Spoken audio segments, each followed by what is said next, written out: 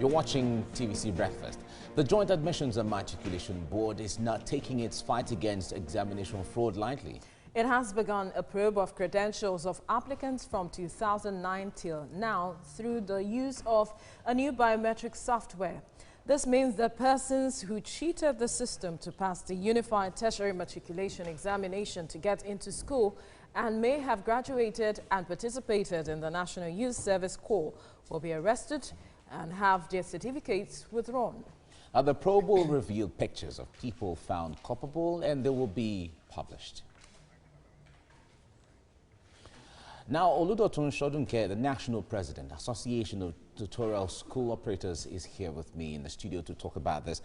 Dotun, it's good to have you join me right now. Yeah, good morning. Thanks now, for having me. a lot of, we got this story and a lot of Nigerians have been analyzing it from different perspectives. How welcoming or otherwise is this from your perspective?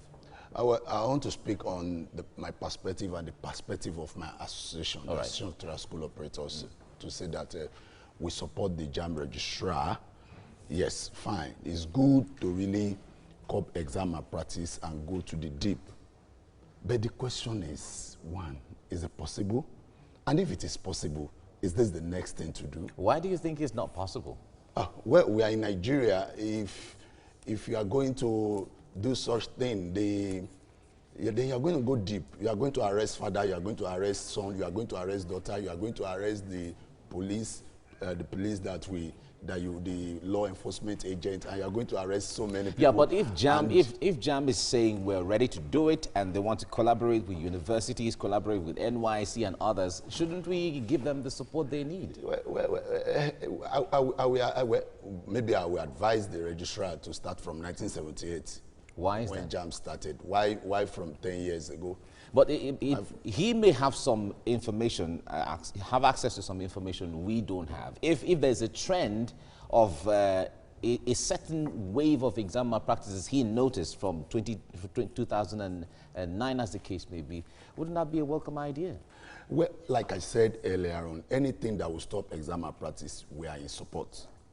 But we are only saying that rather than going 10 years, why don't you look at the causes of exam malpractice?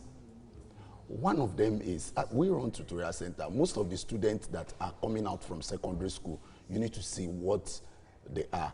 Once they get to our place, about 80% of the things they're supposed to know, they don't know after 4 or 5 years. All right, we have also gotten some reports that CBT centers and all of that, because you, just like the last point you made now, parents sometimes assist students in collaboration with organizers and those who have these centers to also perpetrate exam malpractice. You see, I still maintain that the registrar should work with the right stakeholders. Who are the right stakeholders? Of course, people like us. We are on the field. So the ones he's working with are not right? I had a privileged interaction with him some months ago, and I told him that look into your CBT centers very well. The tutorial centers are not the problem. The problems are some operators of the CBT centers. They open these centers just to earn money, and they can earn the money through any means. But most importantly, besides all of this, you will keep arresting people because people are gagged. The system is not encouraging. What is wrong with the system? Yeah, this is the problem. The carrying capacity of university is extremely low.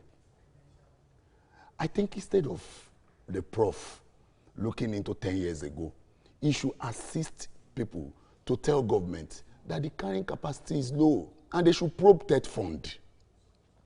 Where we have professors like him that have embezzled so much money that are supposed to be used to develop universities so that they can admit more students. Now that you're widening the areas of search, wouldn't that be complementary to what they're doing? Instead of saying, Prof, instead of looking at 10 years ago, look somewhere else. Instead of looking at 10 years ago, be futuristic.